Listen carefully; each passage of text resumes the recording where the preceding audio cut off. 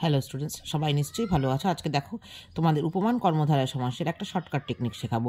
তো তোমরা জানো উপমান কর্মধারায় উপমান মানেই হচ্ছে তুলনীয় কোনো বিষয়, তাই না? এবার কি করে চিনবে? প্রথম পদটা হবে বিশেষ্য, পরপদটা হবে কিন্তু বিশেষণ। আবার বলছি, প্রথম পদটা বিশেষ্য, পরপদটা বিশেষণ। আর একটা কি, তুলনা তো করা হবে, কিন্তু তুলনাটা কিন্তু সত্য তুলনা। দেখো শঙ্খ শুভ্র, তাহলে শঙ্খ যদি বিশেষ্য হয়, শঙ্খটা কেমন? শুভ্র, অর্থাৎ সাদা। তার মানে শঙ্খ শুভ্র, শুভ্রটা বিশেষণ। কেমন?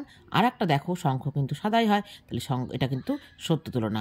আবার দেখো অরুণ লাল, অরুণ কেমন? মানে অরুণ মানে সূর্য, তাহলে সূর্য তো লালই হয়, তাহলে অরুণ বিশেষ্য, লাল হচ্ছে বিশেষণ।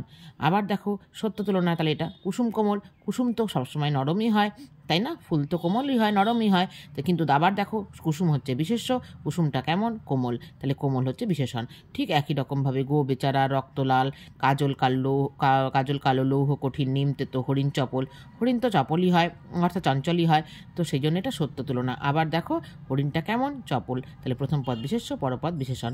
কেমন? আশা করছি তোমাদের এটা উপকারে আসবে।